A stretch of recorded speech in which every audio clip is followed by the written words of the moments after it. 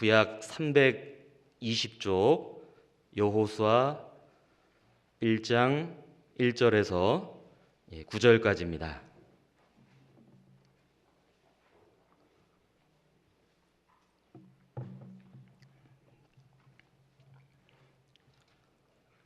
여호수아 1장 1절부터 9절까지 제가 읽겠습니다.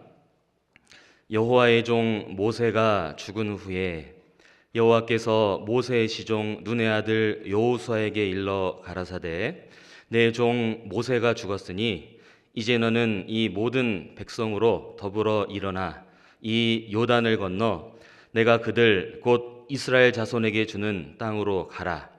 내가 모세에게 말한 바와 같이 무릇 너희 발바닥으로 밟는 곳을 내가 다 너희에게 주었노니 곧 광야와 이 레바논에서부터 큰 하수 유브라데에 이르는 헷 족속의 온 땅과 또 해지는 편 대해까지 너희 지경이 되리라. 너희 평생에 너를 능히 당할 자 없으리니 내가 모세와 함께 있던 것 같이 너와 함께 있을 것임이라. 내가 너를 떠나지 아니하며 버리지 아니하리니 마음을 강하게 하라. 담대히 하라. 너는 이 백성으로 내가 그 조상에게 맹세하여 주리라 한 땅을 얻게 하리라. 오직 너는 마음을 강하게 하고 극히 담대히 하여 나의 종 모세가 내게 명한 율법을 다 지켜 행하고 좌로나 우로나 치우치지 말라. 그리하면 어디로 가든지 형통하리니 이 율법책을 내 입에서 떠나지 말게 하며 주야로 그것을 묵상하여 그 가운데 기록한 대로 다 지켜 행하라. 그리하면 내 길이 평탄하게 될 것이라. 내가 형통하리라. 내가 내게 명한 것이 아니냐. 마음을 강하게 하고 담대히 하라. 두려워 말며 놀라지 말라. 내가 어디로 가든지 내 하나님 여호와가 너와 함께하느니라 하시니라. 여기 앞에 2절 여호수아 1장 2절만 같이 읽겠습니다. 내 종 모세가 죽었으니 이제 너는 이 모든 백성으로 더불어 일어나 이 요단을 건너 내가 그들 곧 이스라엘 자손에게 주는 땅으로 가라. 성경을 읽어보지 않은 사람들은 성경의 내용을 그저 도덕책 아니면 성경 종교 경전 중에 하나라고 그렇게 생각을 합니다. 그런데 성경을 자세히 읽어보면 성경의 내용의 대부분은 역사로 기록되어 있음을 발견할 수 있습니다. 특별히 하나님의 선민인 이스라엘 민족의 역사로 기록이 되어 있는데 여기에는 크게 두 가지 중요한 의미가 있습니다. 왜 하나님께서 성경의 대부분을 이스라엘의 역사로 말씀하셨을까? 첫 번째는 성경에 기록된 내용과 그대로 이스라엘 역사가 흘러가는 것을 통해서 배후에 하나님이 계시구나, 하나님이 살아계시다, 이것을 증거하는 결정적인 증거가 됩니다. 그리고 또 하나는 구원받은 그리스도인들이 구원받은 이후 신앙생활을 하는 가운데 여러 가지 많은 일들을 겪게 되고 경험하게 되는데 그때 어떻게 해야 되냐, 신앙생활을 어떻게 해야 되는 거에 대한 교훈을 이스라엘의 역사를 통해서 우리가 받을 수 있습니다. 그 중에 애굽에서 가나안까지의 여정은 한 사람이 죄인으로 태어나서 죄 가운데 살아가다가 구원을 받고 그리고 구원받은 이후에 신앙생활하는 그 모든 여정의 교훈으로, 모형으로 우리가 배울 수 있습니다. 잘 아시는 것처럼 애굽은 세상의 모형이죠. 그리고 애굽의 왕 바로 왕은 마귀의 모형이 됩니다. 당시 이스라엘이 바로 왕의 권세 아래 애굽에서 종노릇하며 살았죠. 그것은 구원받지 않은 사람들이 사단의 권세 가운데, 죄 가운데 살아가는 그 모형이 됩니다. 그러다가 모세를 통해서 하나님께서 그들을 애굽에서 탈출시키셨죠. 출애굽, 무엇의 모형입니까? 구원의 모형이 됩니다. 왜냐하면 그들이 애굽을 탈출할 때 그 10번째 재앙이 장자 죽는 재앙이었는데 이스라엘은 어린 양을 잡아서 그 피를 발랐죠. 그러니까 어린 양의 피를 경험한 사람들은 심판이 지나갔고 애굽에서 나올 수 있지 않았습니까? 그래서 어린 양의 피는 예수님의 피의 모형이니까 출애굽은 구원의 모형이 됩니다. 그리고 애굽을 나와서 홍해바다를 건넙니다. 홍해바다를 통과했죠. 바로 구원받은 이후에 침례받는 것, 침례의 모형이 됩니다. 이후에 본격적으로 광야 생활이 시작됩니다. 광야 생활을 거쳤고 그 다음에 가나안 땅에 들어가서 가나안 정복 전쟁을 치릅니다. 광야 생활과 가나안 정복 전쟁, 구원받은 이후에 신앙 생활의 모형이 됩니다. 그런데 좀 구분을 하자면 광야 생활은 우리의 옛 성품은 죽고 주님 안에서 새로운 성품으로 변화되는 성화되어가는 과정의 모형으로 볼 수 있죠. 왜냐하면 애굽에서 많은 사람들이 나왔지만 거기서 애굽에서 광야에서 죽는 사람들이 있었습니다. 그리고 또 새로 태어난 사람들도 있었죠. 그것은 구원받은 이후에 우리의 옛 성품은 계속 죽어나가고 그리고 주님 안에서 새로운 성품으로 변화되는 것, 우리가 말하는 생활구원, 성품구원의 모형으로 교훈을 받을 수 있고, 가나안 정복전쟁, 요단강을 건너 가나안 땅에 들어가서 그들이 전쟁을 치르지 않았습니까?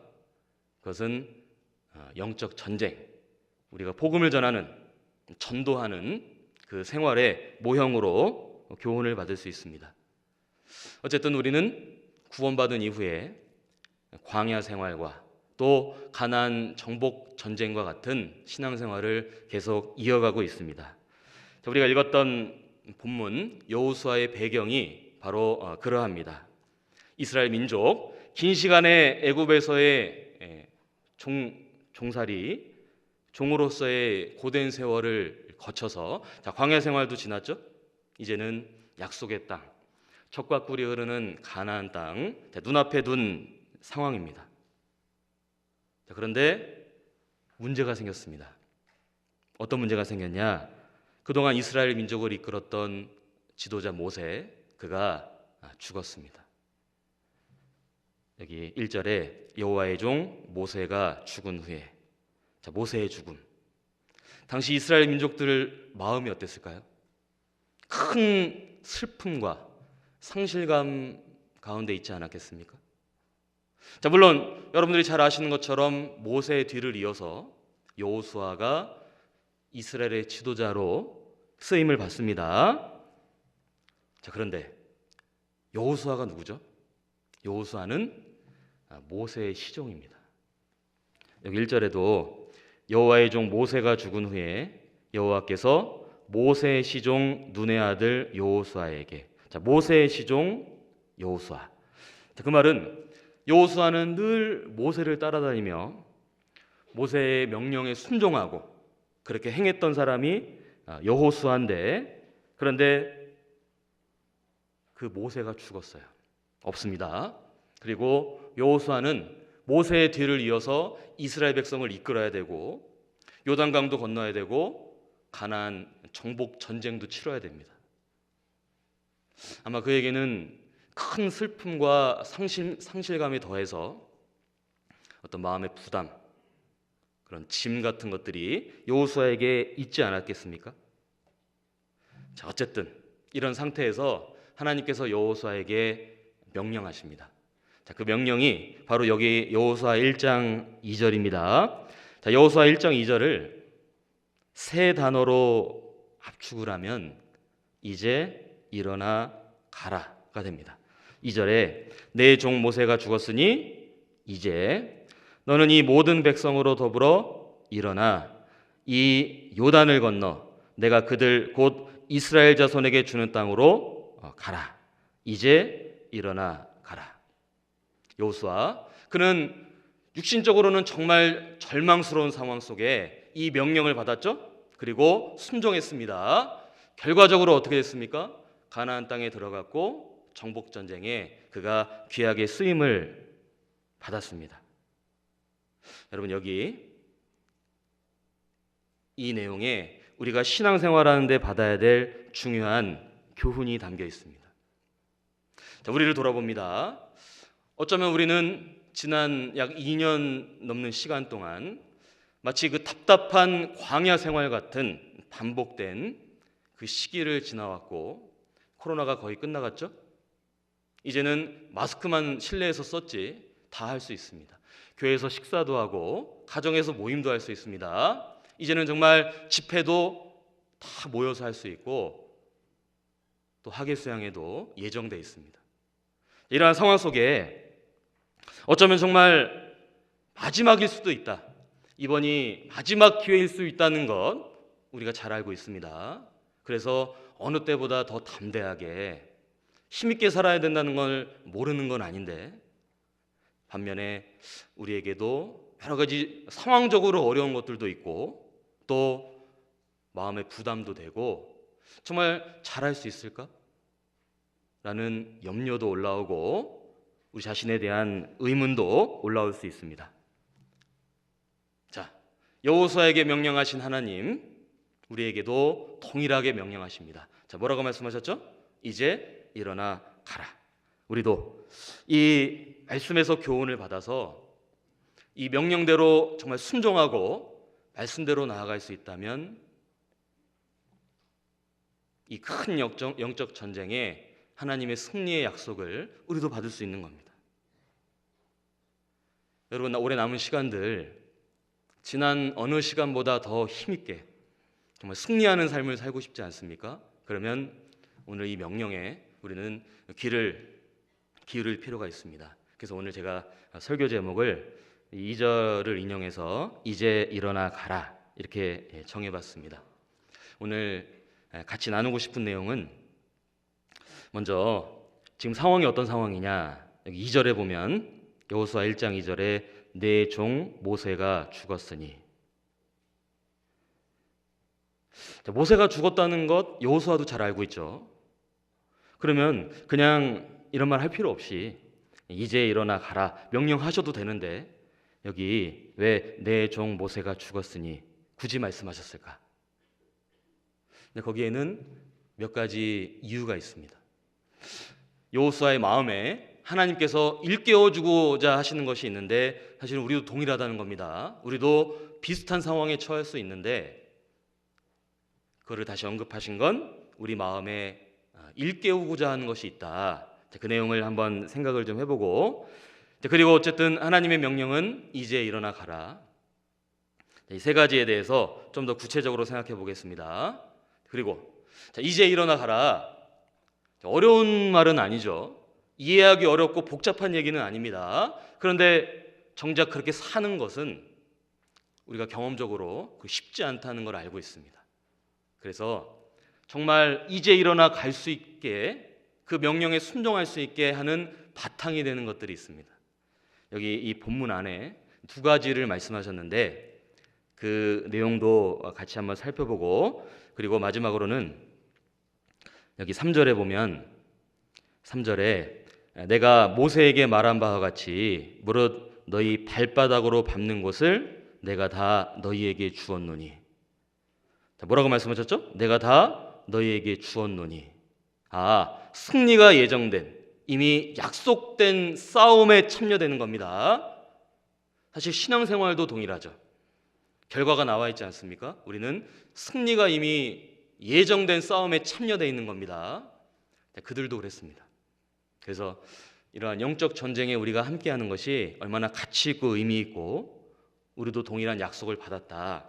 그래서 그 약속을 바라보고 힘있게 나아가야 되지 않겠느냐, 그 내용까지 오늘 같이 한번 생각을 해보겠습니다. 자, 먼저 여호수아 1장 1절에 여호와의 종 모세가 죽은 후에, 2절 내 종 모세가 죽었으니. 자, 여호수아 지금 그에게 직면한 상황은 앞선 지도자 모세가 죽은 상황입니다. 여러분, 여호수아의 마음이 어땠을까요? 여호수아의 마음. 그러니까 그동안 그렇게 따라다녔던, 어떻게 보면 참 존경하고 의지할 수 있었던 그가 먼저 세상을 떠났습니다.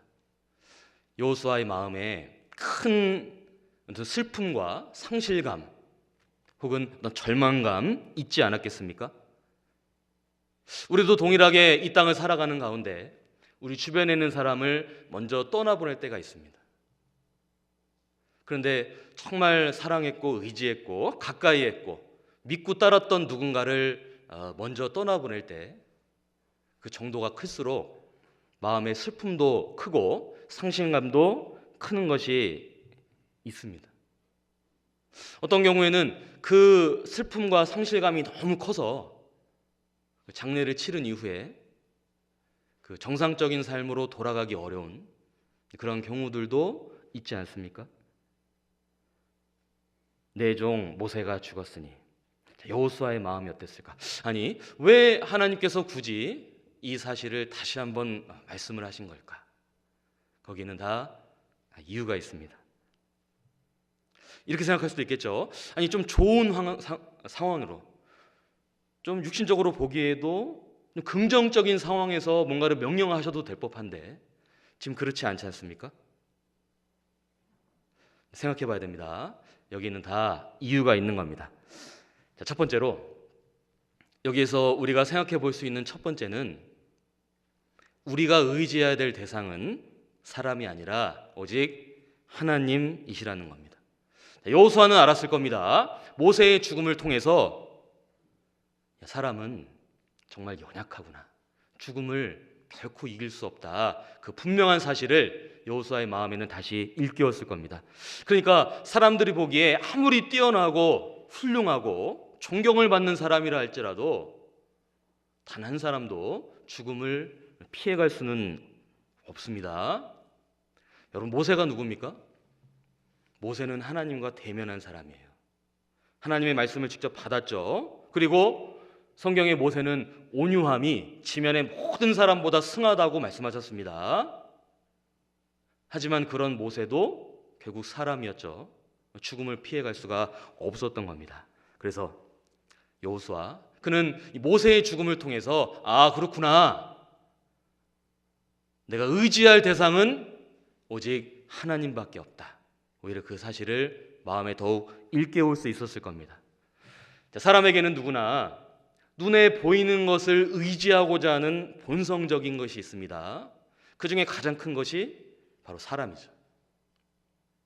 내가 의지할 만한 사람, 나보다 뭔가 더 낫고 나에게 잘해주고 그런 대상이 있다면 그 사람을 의지하고 바라보고자 하는 마음이 우리에게 본성적으로 있지 않습니까? 제 개인적으로는 직장 생활을 이제 처음 시작했을 때 신입사원으로 들어갔습니다. 그러면 이제 업무를 가르쳐주는 선임 있지 않습니까? 뭐 사수라고 이렇게 표현하죠. 저한테도 있었어요. 그래서 제 선임은 굉장히 이제 그 업무를 잘했고 능력을 인정받은 사람이었습니다. 그래서 저도 따라다니면서 많이 배우고 그렇게 한 1년 정도의 시간을 보냈는데 갑자기 이 선임이 이직을 하는 겁니다. 다른 회사로 가겠다는 거예요. 그때 제 마음에 나도 이직을 해야 되나? 내가 지금 여기 계속 있는 게 맞나? 이런 마음이 문득 올라오는 겁니다. 뭔가 직장 생활에 대해서 혼란스러운 마음도 들고 이거 지금 잘못하고 있는 건가? 이런 마음이 들었습니다. 그런데 교회 가운데 말씀을 배우고 교제하다 보니까 아니지. 내가 이 사람 때문에 이 회사에 들어간 게 아니잖아. 하나님께서 나를 이곳에 넣어주셨는데 그러면 분명히 목적이 있고 이유가 있는데 내가 왜 사람 때문에 마음이 흔들렸을까? 내가 사람을 봤구나. 그 배후에서 역사하시는 하나님을 바라봤어야 됐는데 개인적으로 마음을 이렇게 바꿨던 경험이 있습니다. 우리 형제자매님들 어떻습니까? 지금은 어떻습니까? 교회 안에 있다 보면 우리에게 구역이 있습니다. 교구도 있고 구역이 있죠. 근데 연말이 되면 바뀔 때가 있어요. 때로는 너무나 교제가 잘 되고 친근했고 좋았고 행복했던 그 구성원들이었는데 이렇게 바뀔 때 있습니다. 바뀌었어요. 근데 만약 마음에 내년은 망했다. 이렇게는 교제 생활 잘 못할 것 같아. 만약 그런 마음이 든다면 내가 정말 누구를 의지하고 신앙생활을 했을까? 혹 나도 모르게, 물론 형제자매들과 친밀하게 교제하는 건 맞지만 나도 모르게 그 배후에서 역사하시는 하나님을 내가 바라보지 않았던 건 아닐까? 다시 한번 생각하게 되는 계기가 되지 않습니까? 사실 하나님께서 그걸 가르쳐 주려고 그런 환경적인 변화를 허락하실 때도 있죠. 내가 너무 가까이 하는 사람과 떨어지게 만들기도 하시고, 또 그 사람에게 실망을 경험하게 되는 그런 일들도 있지 않습니까? 그러면 우리가 깨닫게 되죠. 내가 그동안 사람을 봤구나. 사람을 의지했구나. 사람은 의지할 대상이 아니었는데 하나님만 바라봤어야 됐는데, 오히려 그러한 시간을 통해서 하나님을 더욱 의지하고자 하는 마음을 일깨우게 됩니다. 여기 내 종 모세가 죽었으니 우리가 의지할 대상은 하나님입니다. 자, 비슷한 사례를 보겠습니다. 여기를 줄로 잡고 이사야 6장.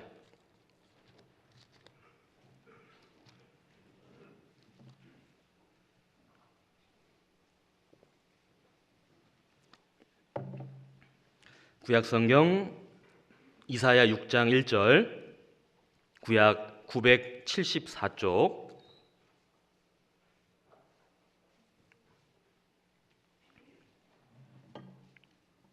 이사야 6장 1절에 우시야 왕의 죽던 해에 내가 본즉 주께서 높이 들린 보좌에 앉으셨는데 그 옷자락은 성전에 가득하였고. 여기 우시야 왕의 죽던 해, 우시야 왕, 그는 남유다의 왕이었죠. 그가 죽던 그 해. 여러분, 우시야 왕은 성경적으로 봤을 때 물론 그에게도 잘못은 있었지만 그래도 남유다를 잘 이끌었던 왕입니다. 그런데 그런 왕이 여기 죽었습니다. 왕의 죽음은 당시 그 백성들, 민족에 큰 슬픔이 되고 큰 상실감을 안겨주지 않았겠습니까? 지금 상황이 어떤 상황이냐면 주변 국가들이 호시탐탐 쳐들어오려고 하는 위협이 있는 상태인데 왕이 지금 죽은 겁니다. 자, 그때 하나님께서 이 이사야 선지자에게 환상을 보여주셨습니다. 근데 그 환상의 내용이 뭐냐? 2절에 스랍들은 모셔 섰는데 각기 6 날개가 있어 그 둘로는 그 얼굴을 가리었고 그 둘로는 그 발을 가리었고 그 둘로는 날며 서로 청하하여 가로되 거룩하다 거룩하다 거룩하다 만군의 여호와여 그 영광이 온 땅에 충만하도다. 자, 이때 하나님께서 이사야 선지자에게 보여준 환상의 내용이 무엇이었습니까? 하늘 천성, 하나님께서 보좌에 앉아 계신 그 영광스러운 모습을 보여주신 겁니다. 자, 왜 그랬을까요? 이 땅에서 왕의 보좌는 영원할 수 없다. 하지만 하늘 천성, 하나님의 영원한 영광의 보좌는 영원하다. 하나님을 바라보겠죠? 하나님 그것을 이사야 선지자의 마음속에 일깨워 주신 겁니다. 자, 그래서 그 뒤의 내용을 쭉 읽다 보면 하나님께서 물어보셨죠. 내가 누구를 보내며 누가 우리를 위하여 갈고. 이사야 선지자가 뭐라고 대답했습니까? 쟤를 보내소서. 이렇게 하지 않으셨죠? 내가 여기 있나이다. 나를 보내소서. 왜? 하나님의 영광을 받습니다. 오히려 왕의 죽음이라는 약간 슬플 수도 있는 상황 속에서 오히려 하나님의 영광을 바라보고 마음을 바르게 했습니다. 그래서 하나님의 귀한 역사에 순종했고 쓰임을 받을 수 있었던 겁니다. 여호수아 그도 모세의 죽음이라는 상황 속에서 오히려 하나님을 바라볼 수 있는, 하나님을 더욱 의지할 수 있는 그런 계기가 되고 수단이 된 겁니다. 정말 그랬다는 거 어떻게 알 수 있을까요? 여호수아가 정말 그랬다는 거. 여호수아 앞에 붙은 수식어가 바뀝니다. 자, 다시 여호수아 1장 1절.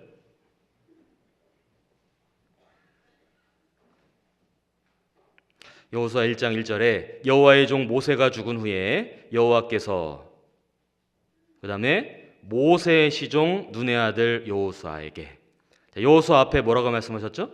모세의 시종이었죠. 그런데 시간이 지나갑니다. 24장 여호수아 24장 29절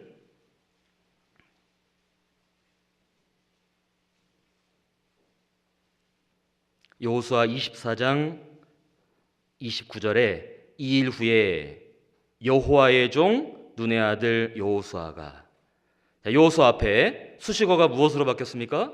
여호와의 종.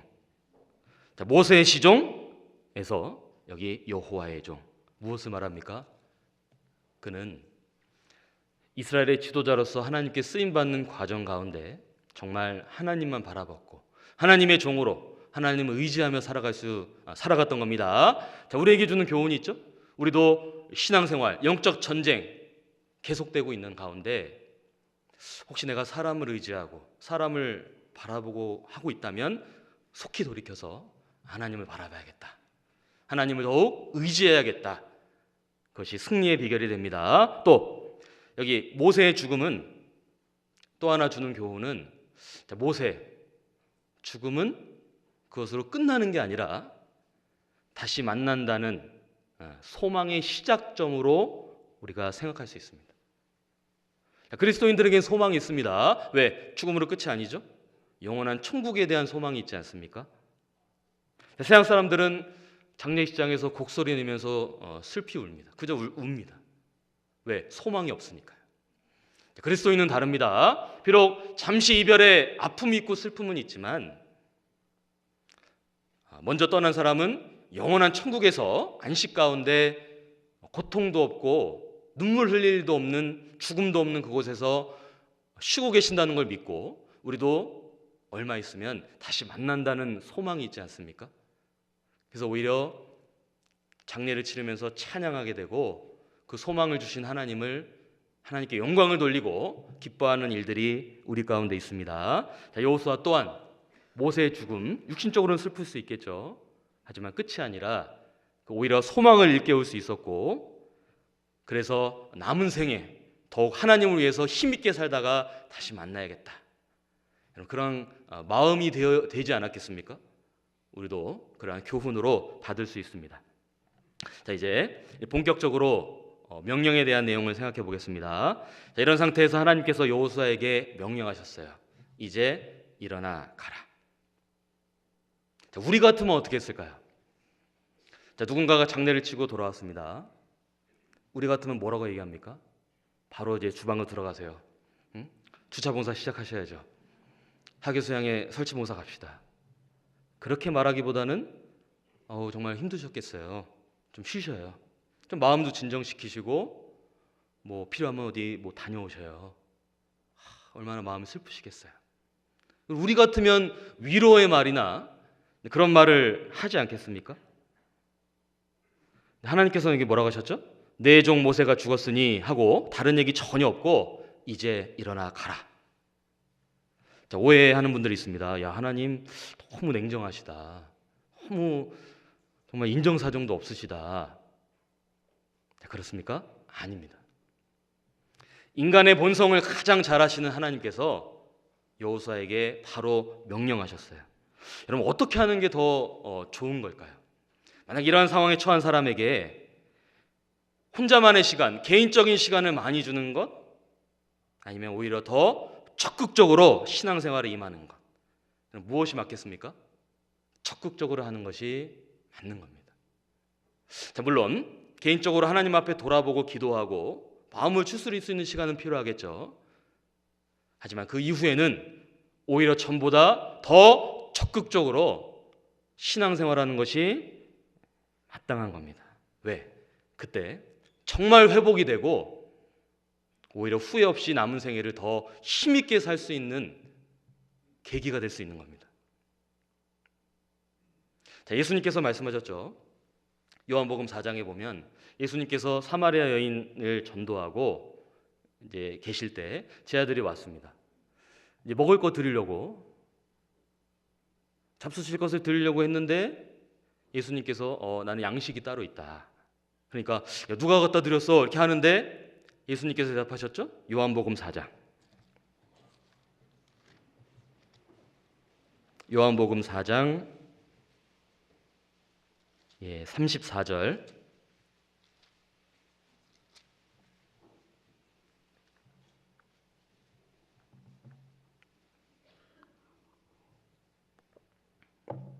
신약성경 148쪽 요한복음 4장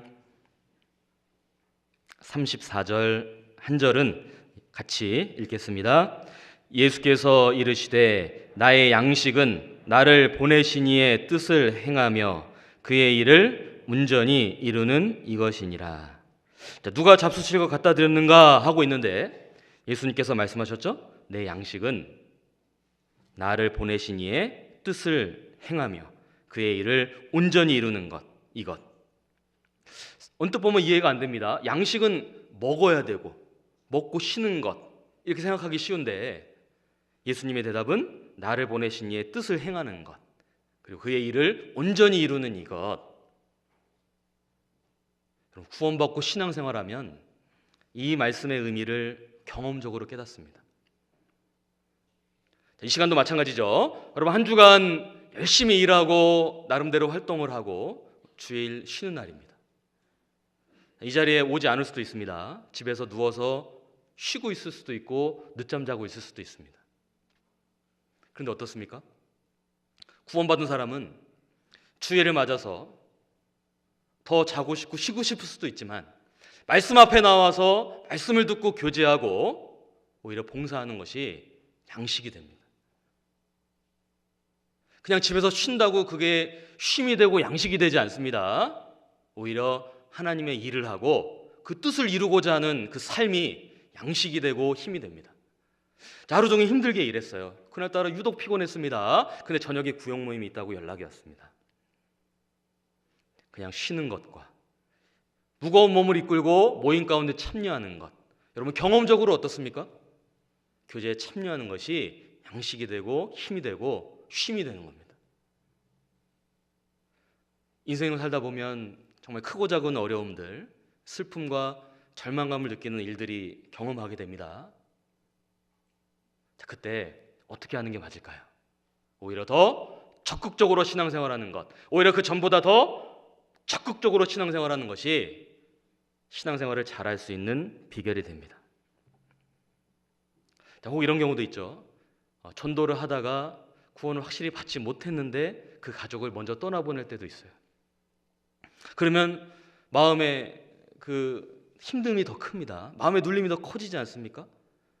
여러분 그때도 그 슬픔에 잠겨서 자책만 하고 있는 것이 아니라 오히려 남아있는 가족들, 남아있는 영혼들을 위해서 더 적극적으로 신앙생활하고 전도하는 것이 맞는 겁니다.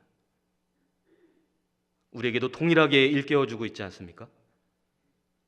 그래서 지금 내 상황이 어렵다, 힘들다, 환경이 좋지 않다 보다는 그거는 두고 여호수아에게 명령하셨던 그 명령처럼 우리에게 주신 말씀에 더욱 귀를 기울이고 그래 한번 오히려 더 적극적으로 해봐야겠다. 시간이 지나고 보면 그게 맞다는 것 우리도 경험적으로 깨닫게 됩니다. 이제 그 명령의 내용을 하나하나 좀 생각을 해보겠습니다. 자, 여호수아 1장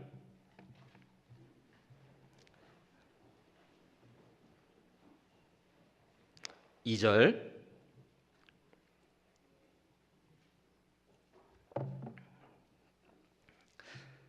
내 종 모세가 죽었으니 자, 첫 번째 뭐라고 하셨죠? 이제 일어나 가라. 첫 번째 명령의 내용은 이제 바로 지금 바로 이때 지금 이제 다음에 아니요 나중에 좀 있다가 좀 쉬었다가 그렇게 말씀 안 하셨죠? 여기 이제 무슨 얘기입니까? 지금 바로 지금 이때 하라고 하신 겁니다. 자, 이 시점에서 질문을 한번 들어보겠습니다. 자, 객관식입니다. 자, 신앙생활 어떻게 하는 것이 맞을까요? 1번 과거형, 2번 미래형, 3번 현재형. 몇 번이죠? 답은 주로 뒤에 있죠. 신앙생활은 과거형 아닙니다. 미래형도 아니고 현재형으로 하는 것이 마땅합니다. 자, 이제 일어나가라. 이제 신앙생활을 현재형으로 해야 될 것을 일깨워 줍니다. 만약 과거형으로 신앙생활하고 있다, 그러면 늘 이렇게 말합니다. 옛날 얘기만 합니다. 내가 옛날에 이랬다고. 옛날에는 뭐 어떤 직분도 했었고 전도도 많이 했다고. 과거 얘기. 간증을 하면 늘 과거 얘기만 합니다. 자, 과거형으로 신앙생활하고 있다면 늘 과거의 어떤 일에 매여 있어요. 누가 나한테 상처 줬던 일, 내가 날 힘들게 했던 일들, 거기에 늘 매여 있습니다. 그러니까 무슨 말을 들어도 늘 그 얘기를 해요. 만약 그렇다면 신앙생활을 과거형으로 하고 있는 겁니다. 또 미래형으로 신앙생활하고 있다, 그러면 늘 이렇게 말합니다. 다음부터 잘할게요. 다음 주부터 나갈게요. 뭐 학예 수양회 때부터 열심히 할게요. 아니, 내년 동계 수련회 때부터 할게요. 늘 다음에. 미래형이죠. 그 시기가 오면 또 그 다음에, 계속 다음입니다. 미래형도 올바른 신앙생활의 모습이 아닙니다. 신앙생활은 이제 현재형으로 하는 것이 마땅합니다. 자, 말씀을 듣는 가운데 이렇게 살아야겠다, 마음의 결단을 할 때가 있죠. 결단. 그럼 언제 해야 됩니까? 지금 하는 겁니다. 지금. 자, 말씀을 들었습니다. 어떻게 살아야겠다. 순종해야 되지 않습니까? 순종 언제 하는 겁니까? 다음에요? 다음 주부터? 다음 달부터? 아니요. 이제, 지금 하는 겁니다. 자, 진행 중인 죄가 있습니다. 말씀을 듣다 보면 양심에 거리끼죠. 죄를 끊어야겠다. 언제요? 지금. 오늘, 당장. 지금 하는 겁니다. 신앙생활은 현재형으로 하는 것이 마땅하다는 겁니다. 자, 신약성경 히브리서 3장 13절입니다.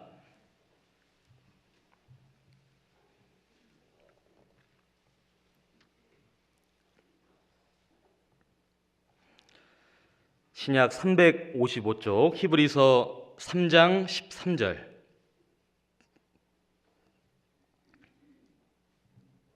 히브리서 3장 13절에 오직 오늘이라 일컫는 동안에 매일 피차 권면하여 너희 중에 누구든지 죄의 유혹으로 강팍해 됨을 면하라. 여기 죄의 유혹으로 강팍해 됨. 하루를 살아가는 가운데도 유혹이 계속 있습니다. 마귀로부터, 세상으로부터. 아마 우리 형제자매님들도 지난 한 주간 여러 가지 유혹을 받았을 겁니다. 근데 자칫 그 유혹을 받아들이면 마음이 강팍해지죠. 마음이 딱딱해집니다. 자, 그렇게 되지 않기 위해서 이 말씀처럼 오직 오늘이라 일컫는 동안에 매일 피차 권면하는 것 중요하지 않습니까? 자, 언제요? 오늘이라 일컫는 동안에 매일. 왜? 신앙생활은 현재형인 겁니다. 자, 교제 가운데 잘 참여하지 않는 분들 찾아갈 때가 있습니다. 신방을 합니다. 그러면 이런 말을 들을 때 있어요. 아직 진행 중인 죄가 있는데 이 죄가 정리되면 그때 교제 나가겠습니다.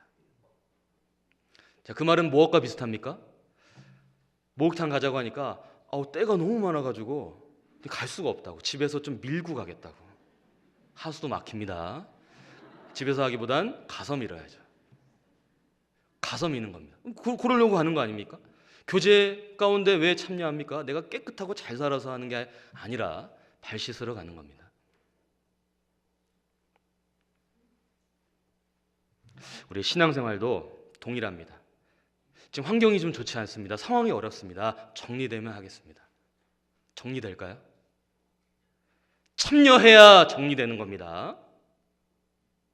나아갈 때 하나님 도와주시는 겁니다. 전도하는 것, 복음 전하는 것, 전도하자. 언제 해야 됩니까? 지금 하는 겁니다. 상황이 좀 주님이 주시는 때가 되면요, 어떻게 합니까? 뭔가 아직은 아닌 것 같아요. 아닙니다. 복음 전하는 것도 현재형으로 가는 것이 맞습니다. 자, 사도행전 16장 31절 잘 아시는 말씀이죠. 가로되 주 예수를, 그 다음 뭐라고 하셨습니까? 가로되 주 예수를 믿었냐? 라고 안 하셨죠? 믿으라. 믿으라. 현재형입니다. 그래야면 너와 내 집이 구원을 얻으리라. 자, 오해할 수 있습니다. 너 구원 받았어? 그럼 너희 가족 다 구원 받을 거야. 아니라는 겁니다. 주 예수를 믿으라. 내가 구원받은 이후에 현재를 정말 예수님 믿는 사람답게 산다면 그 가운데 가족들에게도 복음이 전해지는 겁니다. 하나님 분명히 가족들 구원해 주신다고 했는데 왜 이렇게 안 해주시냐? 돌아봐야겠죠. 내가 현재 삶을 정말 그리스도인답게 살고 있냐? 예수님 믿는 사람답게 살고 있냐? 혹 그렇지 않으므로 전도가 안 될 수도 있는 겁니다. 복음 전하는 것도 틀림없이 현재형으로 하는 것이 맞습니다. 자, 여러분 만약 여호수아가 현재형이 아니었어요. 과거형이었어요. 늘 광야 생각만 하고 있어요. 늘 모세만 생각하고 있어요. 미래형이었다면 다음에 좀 있다가 가나안 정복 전쟁에 쓰임 받을 수 있었을까요? 요단강 못 건넜을 겁니다. 요단강 어떻게 건넜겠습니까?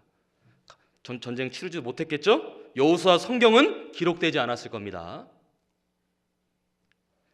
자, 이제 현재형으로 바르게 신앙생활할 때 영적 전쟁에 쓰임을 받을 수 있고 승리할 수 있습니다. 여호수아 1장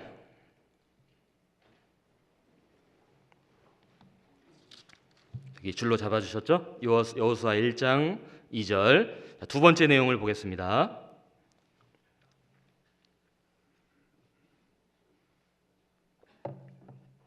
여호수아 1장 2절에 내 종 모세가 죽었으니 이제 너는 이 모든 백성으로 더불어 뭐라고 하셨죠? 일어나라. 명령의 두 번째 내용은 일어나라입니다. 여기 일어나라고 말씀하신 것에는 여러 가지 의미가 담겨 있습니다. 몇 가지를 생각해 보죠. 자, 일어나라. 첫 번째 의미는 만약 지금 신앙의 잠을 자고 있다면 깨어 일어나라. 그 잠에서 일어나라라고 분명히 명령하셨습니다. 자, 세상에는 세 종류의 사람이 있다고 말할 수 있습니다. 죽은 자, 산 자, 그리고 잠자는 자. 뭐죠? 구원받지 않은 사람, 구원받은 사람. 구원은 받았는데 신앙의 잠을 자고 있는 사람. 이 자리에 계신 분들은 어떻습니까? 죽은 자입니까? 산 자입니까? 혹은 잠자는 자입니까? 개인적으로 돌아봤을 때 만약 내가 신앙의 잠을 자고 있는 상태라면 여기 일어나 우리에게도 명령하십니다. 긴 코로나 시기를 보내면서 나도 모르게 영적인 잠을 자고 있고 졸고 있다. 일어나라. 우리에게도 동일하게 명령하십니다. 근데 이런 생각이 듭니다. 그럼 뭐가 잠자는 거냐? 자, 나는 지금 잠자는 상태일까? 깨어있는 상태일까? 어떻게 알 수 있을까요? 자, 잠자고 있는 사람은 그 특징 중에 하나는 세상 사람과 구별이 되지 않는다는 겁니다. 자, 깨어있다는 건 구별된 삶을 산다는 거죠. 자, 어떤 분들 주무시는데요, 우리 수양회 때도 보면 너무 깊이 주무셔서 저 죽었나? 이렇게 안 일어나는 경우가 있죠. 지금 봉사 새벽에 나가야 되는데 숨소리도 잘 안 들리고 안 일어나셔요. 죽었나? 살아 계신 거죠. 잠을 깊게 든 겁니다. 이렇게 옮겨도 몰라요. 자, 잠자는 자가 그렇다는 겁니다. 죽은 자는 당연히 그렇죠. 신앙의 잠을 너무 깊게 자고 있으면 죽은 자와 구분이 안 됩니다. 이 사람이 구원받은 사람인가? 그리스도인이 맞는가? 자, 나는 어떠한가?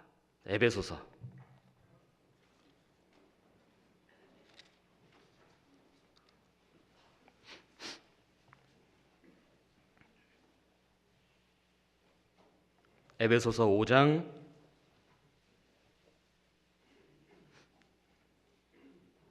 14절 신약 315쪽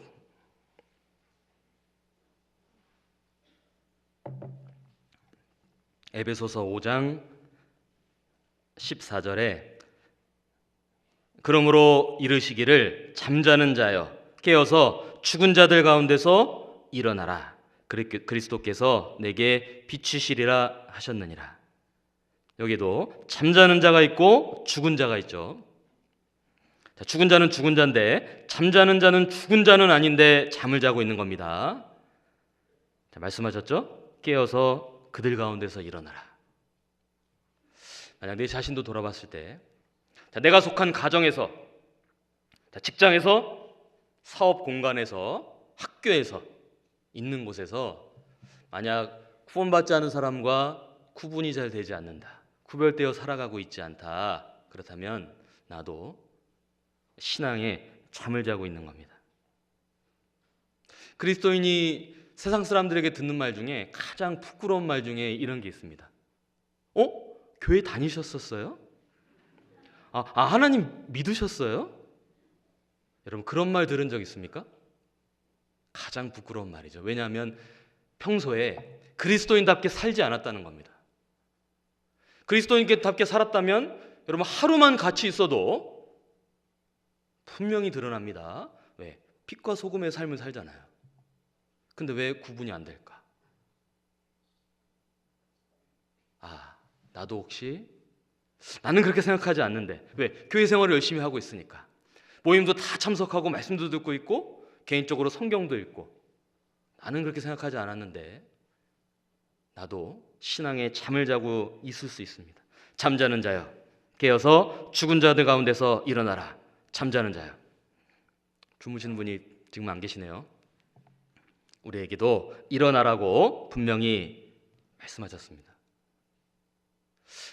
자, 또 일어나라 라는 말씀 속에는 어떤 의미가 있냐면 준비하라 라는 의미도 담겨 있습니다. 자, 왜냐하면 일어난다는 건 바로 다음 동작을 취할 수 있는 준비된 상태를 말하지 않습니까? 만약에 그냥 편하게 앉아 있어요, 누워 있어요. 자, 그 상태에서는 다음 동작을 바로 취하기가 어렵죠. 시간이 걸립니다. 자, 일어나라는 건 준비하라, 준비되어야 할 것을 우리에게 또한 명령을 하신 겁니다. 자, 군대에서 초병이 뭐 하고 있습니까? 초병이 서서 경계합니다.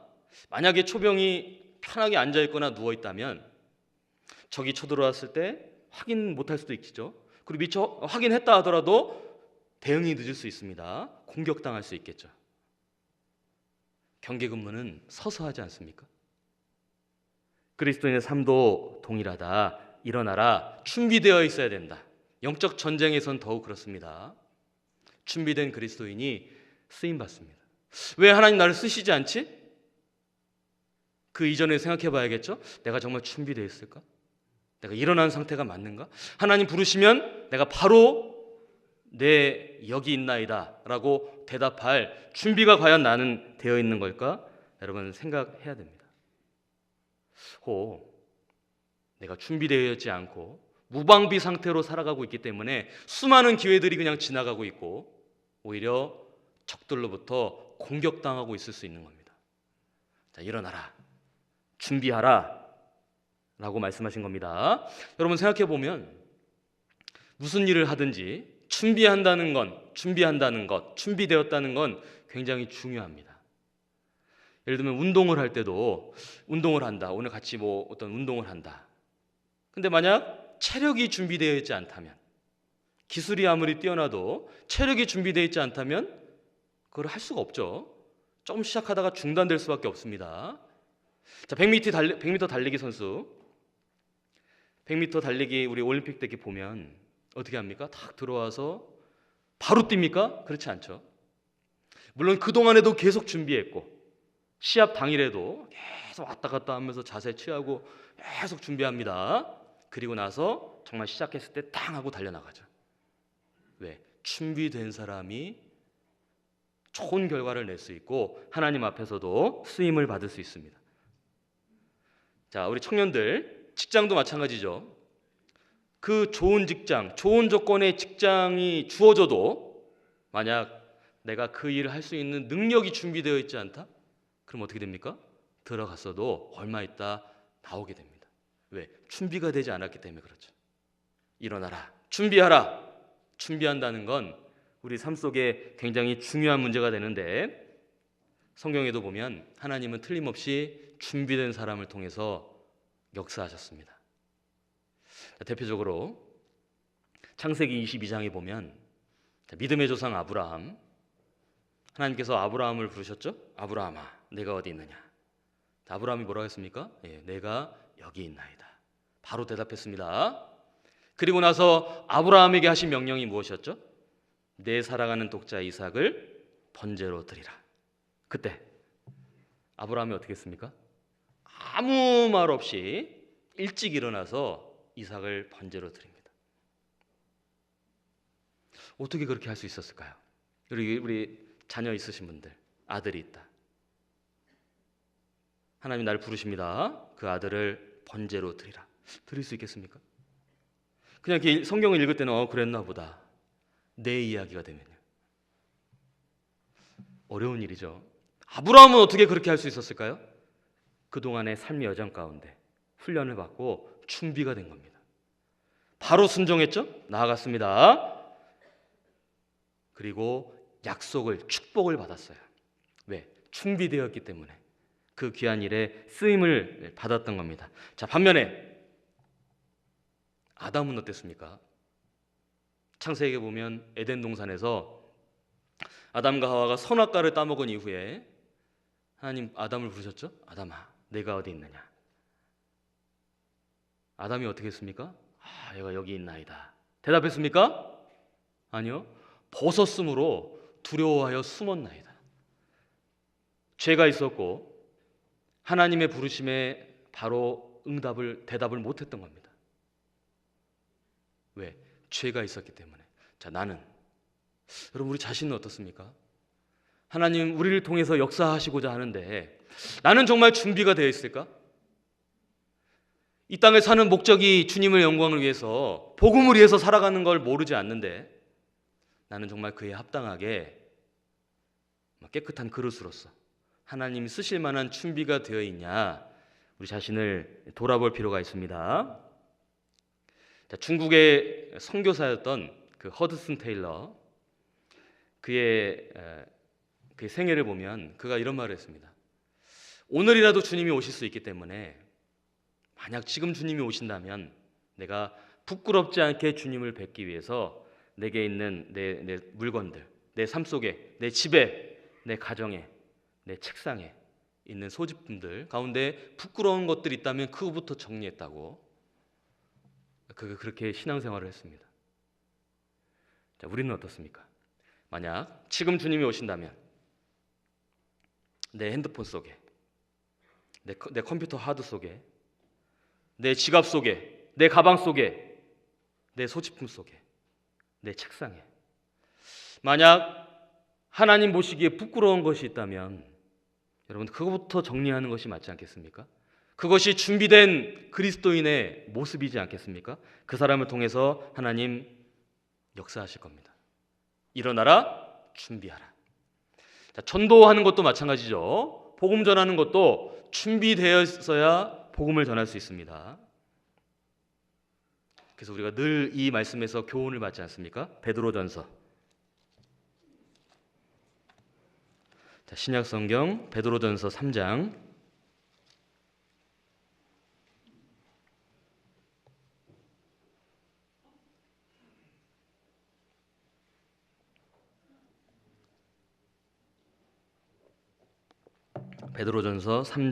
15절.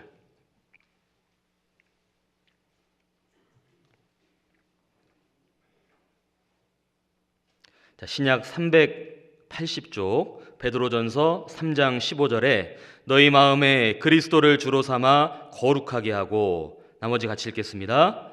너희 속에 있는 소망에 관한 이유를 묻는 자에게는 대답할 것을 항상 예비하되 온유와 두려움으로 하고. 신앙생활을 바르게 하고 있습니까? 누군가가 나에게 소망에 관한 이유를 묻습니다. 직장에서도 그렇고 가정에서도. 그때 대답할 것을 항상 예비해야겠죠. 예비된 사람, 준비된 사람은 준비된 말을 하고 그 영혼을 건집니다.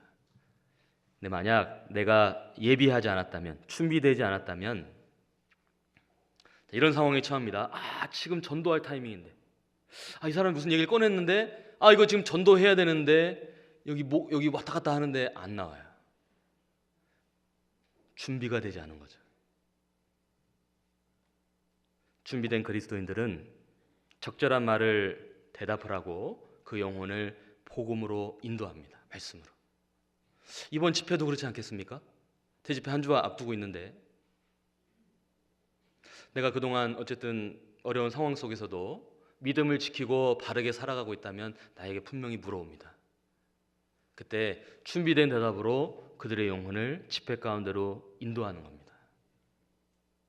준비된 사람이 복음을 전하는 데 쓰임을 받습니다. 그러니까 다시 얘기하면 평소에 잘해야 된다는 거죠. 평소에.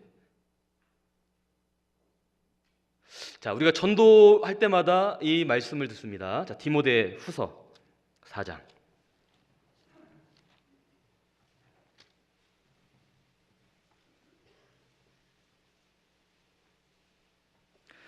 자, 디모데 후서 4장 1절, 신약 345쪽.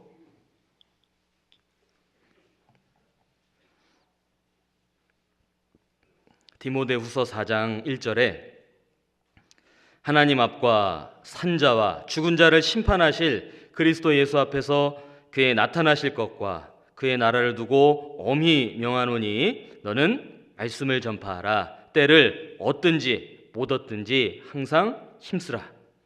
이 말씀에서 늘 권면을 받습니다. 때를 얻든지 못 얻든지 하나님의 엄한 명령, 말씀을 전파하라. 자, 그런데 그렇게 하기 위해서 뭐가 필요할까요? 그 이어지는 말씀에 힘쓰라. 그 다음에 범사에 오래 참음과 가르침으로 경책하며 경계하며 권하라. 여러분, 누가 때를 얻든지 못 얻든지 말씀 전하는데 힘쓸 수 있을까요? 범사에, 모든 일에, 다시 말하면 평소 삶 속에 오래 참음과 가르침으로 경책하며 경계하며 권하는 사람이 때를 얻든지 못 얻든지 말씀 전할 수 있고 그 일을 힘쓸 수 있는 겁니다. 평소에는 하지 않다가 집회가 다가오면 그때만 하고 있다. 물론 그때도 하는 것도 잘하는 거죠. 근데 여러분, 그러면 어떻게 되는 줄 아십니까? 그 인도되는 사람이 알아요. 제가 이제 그런 얘기를 들은 적이 있습니다. 누군가 부탁을 받아서 만나서 얘기를 나누는데 원래 인도하는 분, 가족이죠. 그분이 한 번씩 연락이 온대요. 연락이 오면은 딱 뭘 느끼냐면 전도 집회 기간 됐구나. 눈치를 챈다는 겁니다. 이분이 연락할 때는 집회가 다가왔을 때. 그러면서 이제 이분도 나름 대응을 하는 거죠. 그 말을 할 줄 아니까. 우리도 그럴 수 있다는 겁니다. 여기 범사에, 평소에 모든 일에 우리의 삶이 그렇고 우리가 그렇게 살아가는 가운데 여러분 정말 전도할 수 있지 않겠습니까? 그래서 이제 대집회도 앞두고 있고 또 이후에 집회들이 있고 또 수양회도 있습니다. 누가 인도할까요? 준비하는 사람, 준비된 그리스도인. 계획하고 행하고 또 반복하고 준비할 때 그 일에 쓰임을 받을 수 있습니다. 자, 일어나라. 자, 여기에는 또 어떤 의미가 있냐? 자, 일어나라, 일어나. 그 앞에 어떤 단어가 붙어 있습니다. 자, 여호수아 1장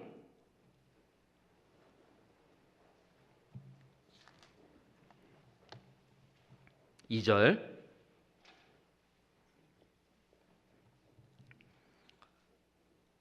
여호수아 1장 2절에 내 종 모세가 죽었으니 이제 너는 이 모든 백성으로 어떻게 일어나죠? 더불어 일어나. 이 모든 백성으로 더불어 일어나. 자, 혼자 일어나는 거 아닙니다. 모든 백성으로 더불어 같이 함께 일어나라 말씀하셨어요. 만약 이 전쟁을 혼자 해야 된다 할 수 없습니다. 더불어 함께 같이 할 때 이 전쟁을 임할 수 있고 승리할 수 있는 겁니다. 우리도 동일합니다. 신앙생활 혼자 못합니다. 구원받은 성도들과 더불어 일어나 같이 하는 겁니다. 신앙생활은 함께 하는 겁니다. 더불어. 그 사람이 신앙생활을 잘할 수 있고 전도도 할 수 있습니다. 사실 생각해보면 앞에 내용도 말씀드린 것도 마찬가지죠. 신앙의 잠에서 깨어 일어나는 것, 혼자 못합니다. 같이 하는 거예요. 자, 준비되는 것 혼자 못하는 겁니다. 교회 가운데 함께 더불어 같이 하는 겁니다. 그래서 우리에게 정말 감사하게 교회를 주셨고 내 주변에 신실한 형제자매님들을 주시지 않았습니까? 여기 이 모든 백성으로 더불어 일어나. 교회 가운데 함께하는 것, 그것이 승리의 비결이 됩니다. 여러분, 전도 집회 때도 보십시오. 그저 어떤 강사가, 전도인이 그저 설교를 잘한다고 역사가 나타납니까? 아닙니다. 자, 전도인도 전도인 나름대로 최선을 다해서 전합니다. 그런데 우리 함께하는 우리 동역자들, 교회 식구들이 있죠. 자, 찬양을 부릅니다. 주방에서는 식사 준비 봉사를 하고 있죠. 그리고 주차 봉사도 하고 안내도 하고 청소도 하고 그리고 결정적으로 옆에서 인도하는 사람이 있습니다. 자, 같이 하는 겁니다. 더불어 함께. 그때 하나님의 역사를 경험합니다. 그러니까 그 얘기는 내가 교회 가운데 온전히 붙어 있어야 된다. 거해야 된다. 늘 반복해서 말씀드리지만 가장 중요한 문제가 되는 겁니다. 왜냐하면 전도서 4장의 말씀처럼 우리는 나 자신은 연약하고 부족하기 때문에 언제든 넘어질 수도 있고 실수할 수도 있습니다. 나의 연약함을 누구보다 나 스스로가 잘 압니다. 하지만 혹 그렇더라 하더라도 옆에 붙들어서 일으켜주는 동무가 있지 않습니까? 함께 구원받고 한 소망 가운데 신앙생활하는 우리 형제자매님들, 우리 식구들, 우리 동역자들, 우리 같이 하기 때문에 더불어 다시 일어나서 힘입어서 신앙생활을 하는 겁니다. 그것이 이 전쟁의 승리의 비결이었는데 감사하게도 우리 주변에 그러한 동역자들이 있습니다. 여기 더불어 일어나. 그리고 또 세 번째로 명령의 세 번째 내용 이어서 보면 이 요단을 건너 2절 그 중간에 이 요단을 건너 내가 그들 곧 이스라엘 자손에게 주는 땅으로 가라. 명령의 세 번째 내용은 가라. 가라. 자, 무슨 얘기죠? 결과를 보기 전에 먼저 순종하라 라는 의미가 담겨 있습니다. 여러분, 만약 하나님께서 요단강도 이미 갈라놓으셨고 가나안 족속도 하나님이 이미 다 정리해 놓으셨어요. 그리고 가라? 그러면 어렵지 않죠. 그럼 정말 가면 되는 겁니다. 결과가 이미 주어졌으니까. 근데 지금 어떤 상황인 겁니까? 요단강 여전히 넘실거리고 있고 가나안 족속들은 기세등등하게 살아 있습니다. 자, 그런 상태에서 가라. 결과를 보기 전에 먼저 순종하라 라고 말씀을 하신 겁니다. 자, 적이 없는 땅을 밟는 것 누구나 할 수 있죠. 하지만 믿음으로 나아가는 것, 순종하는 건 믿음이 바탕이 되지 않으면 사실은 불가능한 겁니다. 여러분, 전도하는데요. 말씀 들어보겠다고 연락이 오면 그럼 내가 전도하겠다. 누구나 다 할 수 있는 겁니다. 나 요즘에 힘들어서 너 다음 주부터 일주일 뒤에 대집회 있다고 그랬지? 내가 꼭 들을게. 그러면 누구나 전도할 수 있습니다.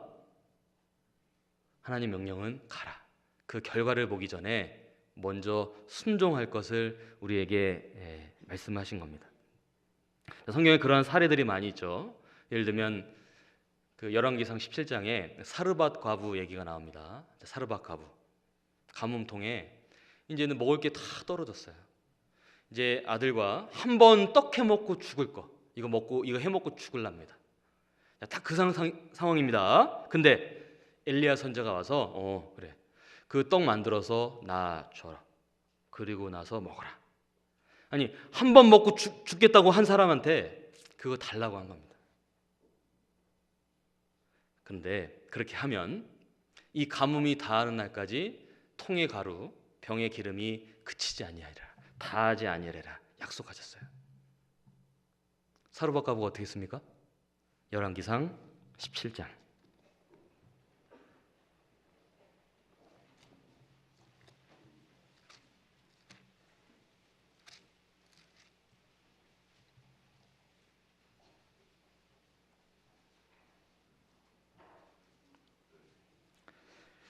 자, 구약 열왕기상 17장 12절. 구약 45쪽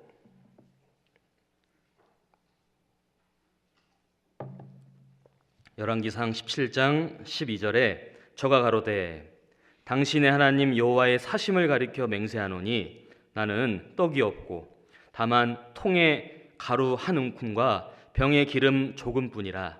내가 나뭇가지 두옷을 주어다가 나와 내 아들을 위하여 음식을 만들어 먹고 그 후에는 죽으리라. 엘리야가 저에게 이르되 두려워 말고 가서 내 말대로 하려니와 먼저 그것으로 나를 위하여 작은 떡 하나를 만들어 내게로 가져오고 그 후에 너와 내 아들을 위하여 만들라. 이스라엘 하나님 여호와의 말씀이 나 여호와가 비를 치면에 내리는 날까지 그 통의 가루는 다하지 아니하고 그 병의 기름은 없어지지 아니하리라 하셨느니라. 자, 이 상황인 겁니다. 14절까지 읽었죠? 이때 사르밧가부 고민했을까 안 했을까요? 어떻게 하지? 이거 그냥 한번 먹고 죽으려고 했는데 이것도 달라고 하네. 그런데 그렇게 하면 가루와 기름이 다하지 않는다, 없어지지 않는다. 약속의 말씀이 있습니다. 사르밧가부 고민했겠죠? 근데 어떻게 했습니까? 15절에 저가 사르밧가부가 가서 엘리야의 말대로 하였더니 저와 엘리야와 식구가 여러 날 먹었으나 여호와께서 엘리야로 하신 말씀같이 통의 가루가 다하지 아니하고 병의 기름이 없어지지 아니하리라. 자, 결과를 보기 전에 그녀는 먼저 순종했죠. 그리고 나서 약속을 받았습니다. 야, 재밌는 일이 있었다. 여러분, 그냥 이게 이야기로 그칠까요? 우리에게는 적용이 안 될까요? 자, 현재 내 삶 속에는 이 말씀이 적용이 되지 않을까요? 동일한 겁니다. 하나님 저에게 물질을 주신다면 제가 주님께 다 드리겠습니다. 아닙니다. 있는 것으로 드릴 때 주님이 거기에 더해 주시는 겁니다. 하나님 제가 너무 바빠서 시간이 없어서요. 시간이 되면 그때 하겠습니다. 아닙니다. 시간을 쪼개고 우선순위를 정해서 먼저 할 때 나머지 채워주시고 도와주시는 겁니다. 가라. 먼저 순종하라. 결과를 보기 전에 먼저 순종할 때 하나님의 역사를 경험합니다. 여호수아는 이 말씀을 그 삶 속에서 경험을 했죠. 자, 언제 그랬습니까? 요단강을 건널 때. 요단강을 건널 때 요단강이 갈라지고 건넌 게 아니라 제사장이 발을 담그니까 갈라졌죠. 자, 먼저 순종하니까 결과가 나타났습니다. 그리고 건너갔습니다. 여리고성 전투 때 어땠습니까? 여리고성 때 성을 돌아라. 하루에 한 바퀴씩. 마지막 날에는 7바퀴. 총 13바퀴 돌고 나팔 불고 외쳐라. 그러면 무너지리라. 상식적으로는 이해 안 될 수도 있겠죠. 저렇게 해서 될까? 최신 무기를 동원해서 최선을 다해서 싸워도 지금 어려울 수도 있는데 지금 돌으라고? 자, 여호수아와 이스라엘 민족이 어떻게 했습니까? 믿음으로 돌았어요. 그러니까 성벽이 무너졌고 그리고 승리할 수 있었습니다. 우리에게도 동일하게 말씀하십니다. 때로는 눈앞에 보이는 상황이 너무 캄캄하고 답답해서 주저할 때도 있습니다. 자, 그런데 정말 앞이 캄캄하고 답답할 때 그때 순종하면 은혜의 스위치가 켜진다. 그래서 내 앞길을 밝혀주시고 하나님의 도우심을 경험할 수 있습니다. 사실 이 내용을 모르는 건 아니죠. 우리가 교회 가운데 늘 배우지 않습니까? 순종하면 복. 근데 때로는 내 마음이 그렇게 안 될 때도 있어요. 어떻게 맨날 그렇게 해야 되냐? 언제까지 그렇게 해야 되냐? 내가 왜 그렇게 해야 되는데? 반발심이 올라올 때도 있죠. 그때 어떻게 해야 될까요? 이걸 기억했으면 좋겠습니다. 만약 순종해야 되는데 내 마음에 부딪힘이 있을 때 나를 사랑하시는 주님께서 하신 명령이니까, 그러니까 순종하겠다. 나 때문에 대신 피 흘려 죽으시고 이 세상에서 나를 가장 사랑하시고 나를 천국으로 인도하시고 나와 늘 함께 해주시고 동행해 주시고 나를 지켜주시고 보호해 주시고 가장 좋은 길로 인도하시는 그분께서 나에게 하신 명령이라면 내가 그렇게 하겠다. 여러분, 그럴 수 있지 않습니까? 구원받은 사람은 동일하게 공감할 수 있습니다. 그래, 지금 이해가 잘 안 되고 납득이 안 될 수도 있지만 내 경험적으로 주님이 명령하신 거니까 그렇게 해야겠다. 자, 교회에 나오는 것, 나는 좀 불편하고 사람들 낯가림도 심하고 교제 참여하는 것, 간증에 대한 부담도 있고 가야 되나? 혼자서 성경 읽고 하면 되는 거 아닐까? 너희는 내가 일러준 말로 이미 깨끗하였으니 내 안에 거하라. 그래, 나를 구원해 주신 주님이 명령하신 거니까 내가 그렇게 하겠다. 나는 본성적으로 함께하는 거 불편하지만 나를 구원해 주신 주님이 명령하신 거니까 내가 그렇게 하겠다. 순종할 수 있지 않습니까? 전도하는 거 어렵습니다. 가족 전도하는 거 특히 더 어렵죠. 불편한 일도 있고 그동안에 쌓여있는 것들도 있습니다. 그래서 때로는 망설이게 되고 해야 된다는 건 알죠. 그때도 기억해야겠죠.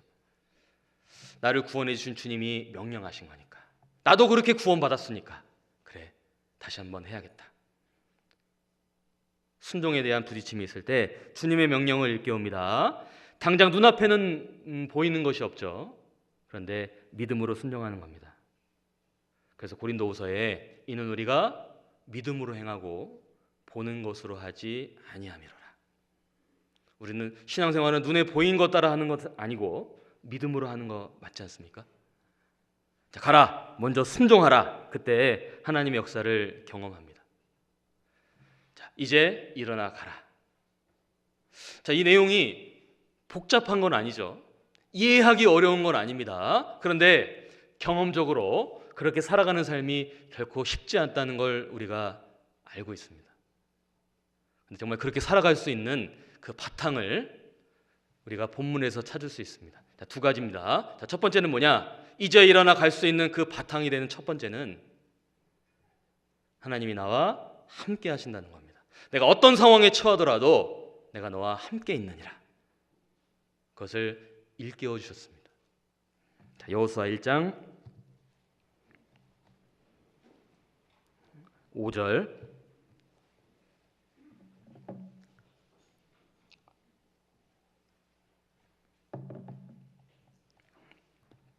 여호수아 1장 5절에 너의 평생에 너를 능히 당할 자 없으리니 내가 모세와 함께 있던 것 같이 너와 함께 있을 것임이라.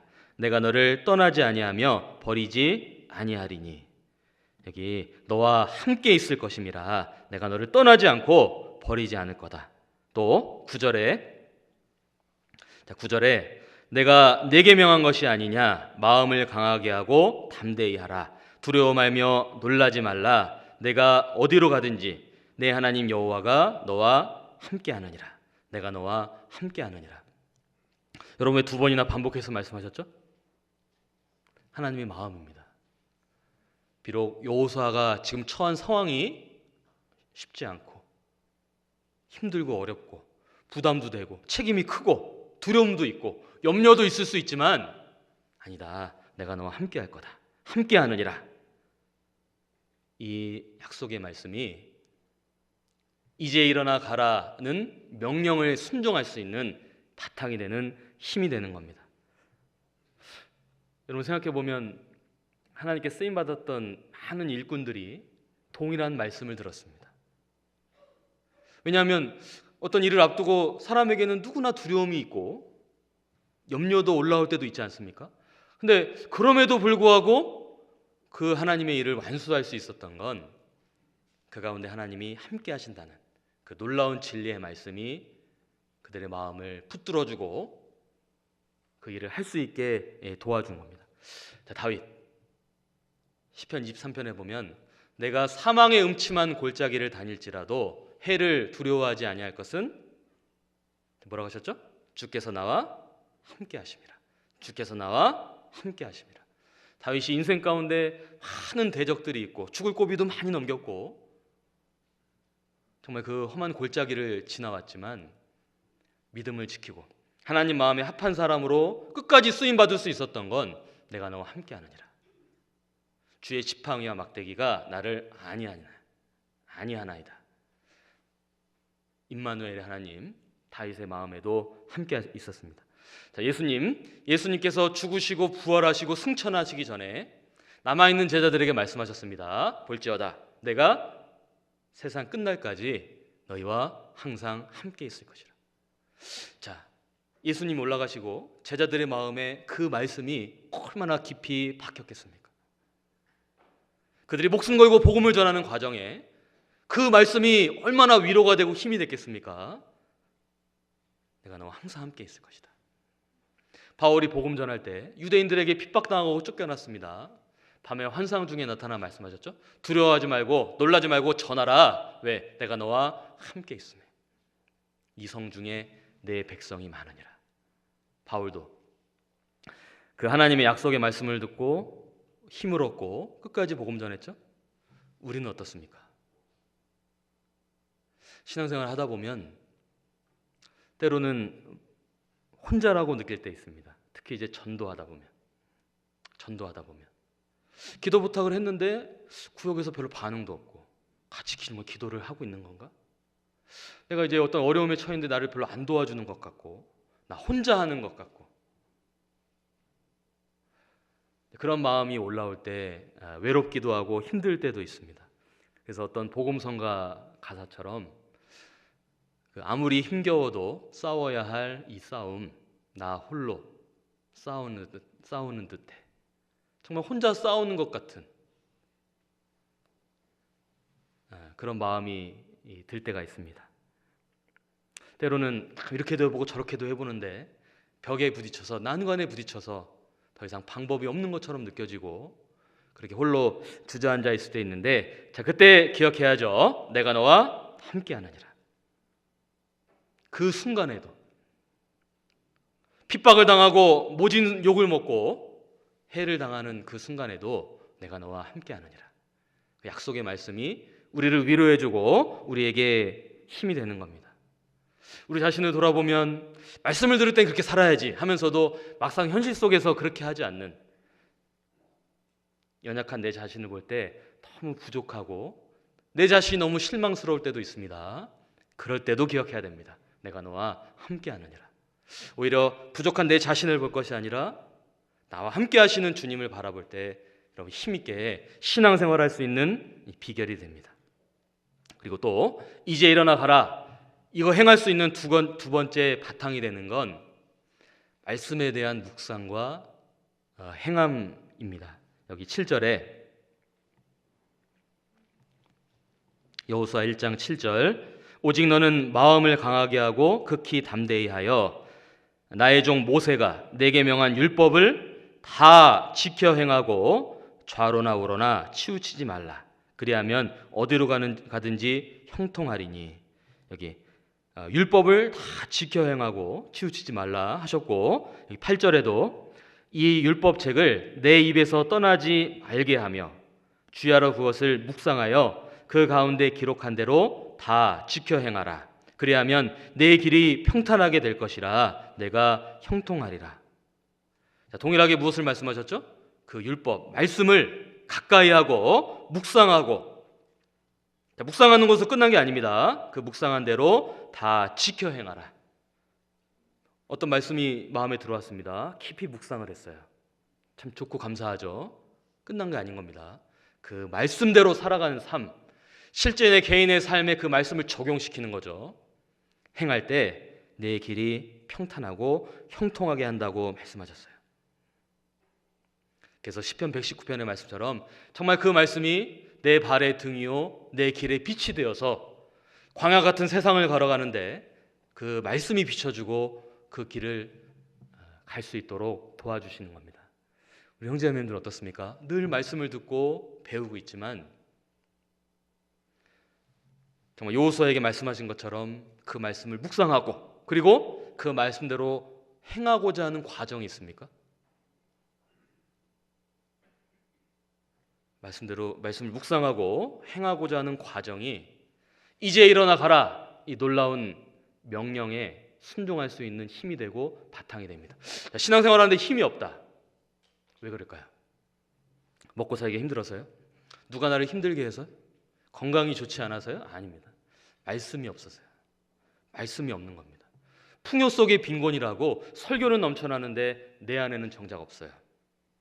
그러면 시간이 지나도 그냥 힘들다고 말하는 겁니다. 반면에 상황이 좋지 않아도 붙잡고 살고 있는 말씀이 있습니까? 그러면 그 말씀이 나를 붙들어줘요. 그리고 하나님 정하신 길을 끝까지 갈 수 있도록 도와주시는 겁니다. 말씀의 묵상과 행함이 이제 일어나 가라 행할 수 있는 바탕이 되고 힘이 됩니다.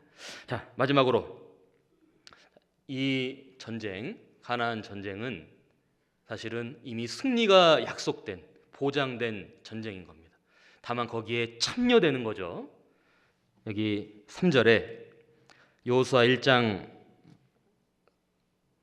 3절, 내가 모세에게 말한 바와 같이 무릇 너희 발바닥으로 밟는 곳을 내가 다 너희에게 주었노니, 여기 내가 다 너희에게 주었노니. 자, 4절 끝에도 너희 지경이 되리라. 자, 내가 다 너희에게 주었다. 너희 지경이 되리라. 무슨 얘기입니까? 가나안 땅 이미 약속된, 승리가 보장된 그 싸움에 참여하라고 말씀하신 겁니다. 해야 될 일은 딱 하나인 거죠. 여기 발바닥으로 밟는 곳을 준다 했으니까 그럼 어떻게 하면 됩니까? 열심히 밟으면 되는 겁니다. 만약에 우리를 딱 모아놓고요, 서울에 땅을 딱 보여주면서 자, 지금부터 시작하는데 발바닥으로 밟은 곳 다 널 땅으로 주겠다. 그럼 형제자매들 어떻게 하시겠습니까? 그 젖먹다니까지 다 써가지고 밟으려고 하지 않겠습니까? 왜? 밟으면 내 거가 되는 거니까. 신앙생활이 그렇다. 영적 전쟁이 그렇다는 겁니다. 밟는 곳마다 다 너희에게 주었노니. 승리가 보장되어 있죠? 그러니까 우리는 다만 참여되는 겁니다. 그 일에. 자, 앞두고 있는 집회도 그렇습니다. 수양회도 마찬가지죠. 승리가 보장되어 있어요. 약속이 주어져 있습니다. 관건은 내가 얼마나 밟을 거냐, 참여될 거냐, 함께 할 거냐, 거기에 관건이 있는 겁니다. 그래서 결과적으로 여호수아는 이 어려운 상황 속에서도 명령에 순종했죠. 이제 일어나 가라. 물론 바탕이 되는 말씀들이 있었습니다. 어쨌든 그가 마쳤고 마지막에 하나님께서 여호수아를 뭐라고 했습니까? 여호와의 종 눈의 아들 여호수아. 그는 하나님의 종으로 귀하게 살았습니다. 말년에 그가 외칩니다. 오늘날 너희 택할 자를, 섬길 자를 택하라. 나와 내 집은 오직 여호와를 섬기겠노라. 자신 있게 말할 수 있었죠? 여러분, 그 시작에 여기 여호수아 1장에 이제 일어나 가라. 귀한 명령의 말씀이 있습니다. 자, 우리도 이제 5월 달이 지나갑니다. 올해가 이제 절반 좀 넘게 남았죠. 너무나 감사하게도 여러 가지 환경들을 풀어주셨어요. 이제 다 할 수 있습니다. 마스크만 쓰고. 그러면 정말 이 말씀대로 해봐야 되지 않겠습니까? 그러면 틀림없이 우리에게도, 우리의 신앙생활도 승리가 보장된 싸움이기 때문에 그 약속을 우리에게도 주실 겁니다. 그래서 남아있는 그 기회들 놓치지 않고 우리가 함께하는 가운데 주님께 영광 돌리는, 승리하는 시간들로 채워가기를 바랍니다. 기도하겠습니다. 주님 감사합니다. 우리에게 성경을 내려주시고 늘 말씀으로 교훈해 주신 것 감사드립니다. 어려운 상황 속에 하나님의 명령을 받아 순종했던 여호수아 그 백성들처럼 우리도 우리에게 주신 말씀들 마음에 새기고 그 말씀에 순종하여 살아가는 가운데 주님의 약속의 말씀을 받아서 축복 가운데 살아가는, 승리하는 삶으로 이끌어 주시기를 바랍니다. 또 교회 앞에 계획된 대전도 집회 앞서 행해 주시고 기도하는 영혼들 이번에 꼭 말씀 앞에 나와서 후원을 받을 수 있도록 역사해 주시옵소서. 말씀 전하실 목사님, 또 위에서 준비하고 수고하는 모든 손길 가운데 함께해 주시고 주님 홀로 영광 받으시기를 바랍니다. 주님 앞에 서는 그날까지 우리 중에 한 사람도 이뤄지지 않고 이 거룩한 무리 가운데 주님의 은혜와 사랑 가운데 서로 사랑하고 또 밖으로 힘있게 복음을 전하는 시간들로 인도해 주시옵소서. 우리 남은 시간들 주님의 손길에 모든 것을 의지하며 언제나 우리를 사랑하시는 예수님 이름으로 기도드렸습니다. 아멘.